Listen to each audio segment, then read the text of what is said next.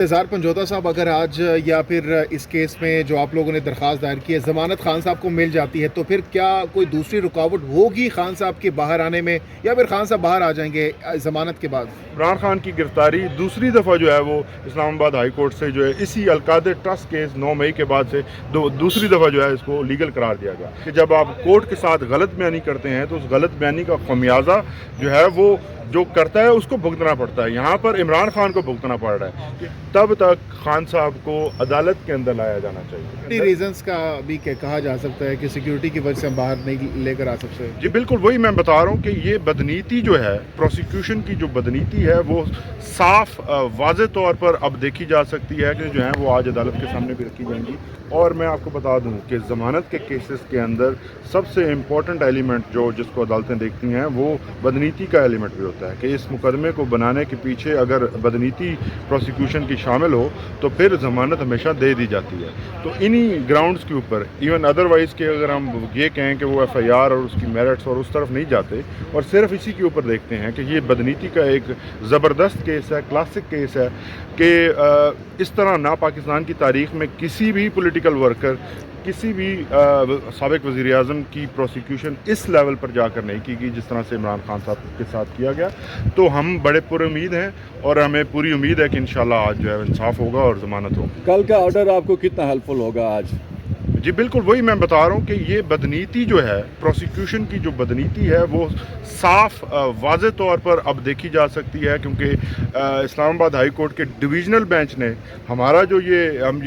Claim कर रहे हैं पहले दिन से, ये क्लेम उन्होंने अब इस्टेब्लिश कर दी है और ये फैक्ट जो है इस वक्त एक हकीकत बनकर जो है वो सबके सामने है और इस मेलाफेडी का जो फ़ायदा है वो इंशाल्लाह आज हम लेंगे। अच्छा, इसमें मुअज़्ज़ज़ जज जो थे इस केस के, उन पर तो एतमाद का इजहार किया कि वो बरकरार रहेंगे। जो पहली प्रोसीडिंग हुई है वो जो काबीना नोटिफिकेशन है उसके तनाज़र में उन प्रोसीडिंग को उड़ाया गया है कि रीहेयर किया जाए, लेकिन आगे बढ़ते हुए यही जज फैसला करेंगे कि ओपन ट्रायल ना भी हो। ये कुछ तो इस आपके ख़िलाफ़ ही जा रहा है। देखिए दो चीज़ें हैं। ये जो आप फरमा रहे हैं वो सबसे ज़रूरी चीज़ है कि जज की जो अपॉइंटमेंट है वो आज भी हम उसको जो है वो कानून के मुताबिक नहीं समझते और हम उसके ख़िलाफ़ जो है वो अपना कानूनी हक़ इस्तेमाल करेंगे और जज की अपॉइंटमेंट को हम चैलेंज करेंगे। हम समझते हैं कि जज को जिस तरीके से लगाया गया है वो कानूनी जो तरीक़ाकार था उसको नज़रअंदाज करके लगाया गया। अब सवाल दूसरा पैदा होता है कि क्या ट्रायल वहाँ से चलेगा, तो हमने ट्रायल को और पूरी इस केस को ख़त्म करने के लिए क्वैशमेंट की जो पिटिशन है वो फाइल कर रखी है सुप्रीम कोर्ट में और उसको नंबर भी लगाया जा चुका है। उम्मीद है कि जिस दिन उसके ऊपर हेयरिंग होगी तो फिर ये चीज़ें खुलेंगी कि इस केस के अंदर FIR इटसेल्फ दर्ज करना ही कानून के ख़िलाफ़ है। अच्छा, इंतज़ार पंजोता साहब, अगर आज या फिर इस केस में जो आप लोगों ने दरख्वास्त दायर की है, ज़मानत खान साहब को मिल जाती है, तो फिर क्या कोई दूसरी रुकावट होगी खान साहब के बाहर आने में, या फिर खान साहब बाहर आ जाएंगे ज़मानत के बाद? देखिए जी, इस वक्त खान साहब को अलकादर ट्रस्ट केस के अंदर गिरफ़्तार किया हुआ है। उस गिरफ़्तारी को भी हमने सुप्रीम कोर्ट ऑफ पाकिस्तान में चैलेंज कर रखा है क्योंकि जो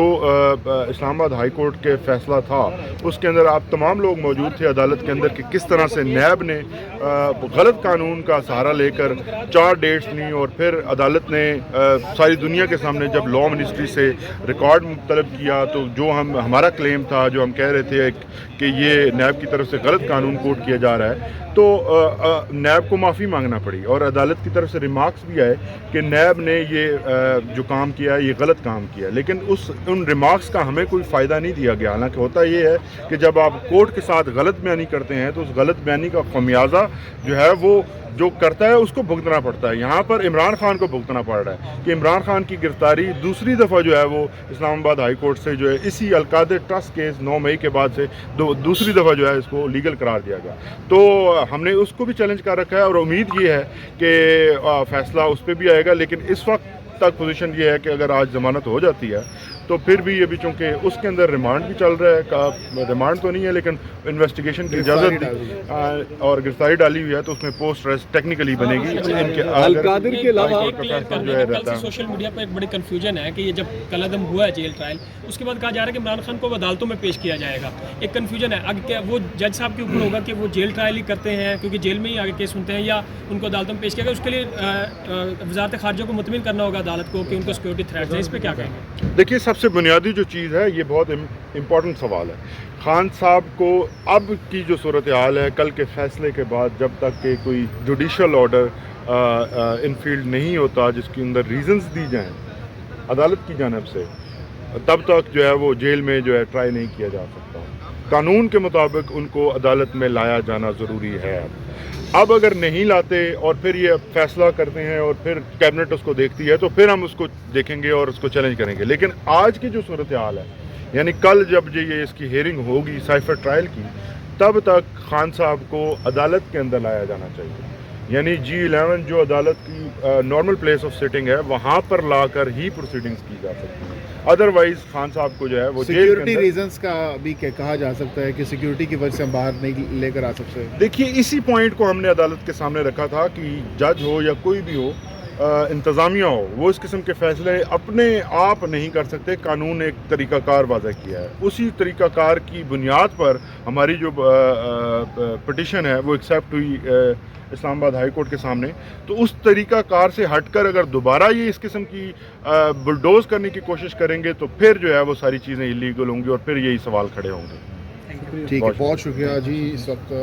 जो वकला हैं पाकिस्तान तहरीक इंसाफ के, वो चीज़ें जो हैं वो आज अदालत के सामने भी रखी जाएंगी। और मैं आपको बता दूं कि ज़मानत के केसेस के अंदर सबसे इम्पॉर्टेंट एलिमेंट जिसको अदालतें देखती हैं, वो बदनीति का एलिमेंट भी होता है कि इस मुकदमे को बनाने के पीछे अगर बदनीति प्रोसिक्यूशन की शामिल हो तो फिर ज़मानत हमेशा दे दी जाती है। तो इन्हीं ग्राउंड्स के ऊपर, इवन अदरवाइज़ के अगर हम ये कहें कि वो FIR और उसकी मेरिट्स और उस तरफ नहीं जाते और सिर्फ इसी के ऊपर देखते हैं कि ये बदनीति का एक ज़बरदस्त केस है, क्लासिक केस है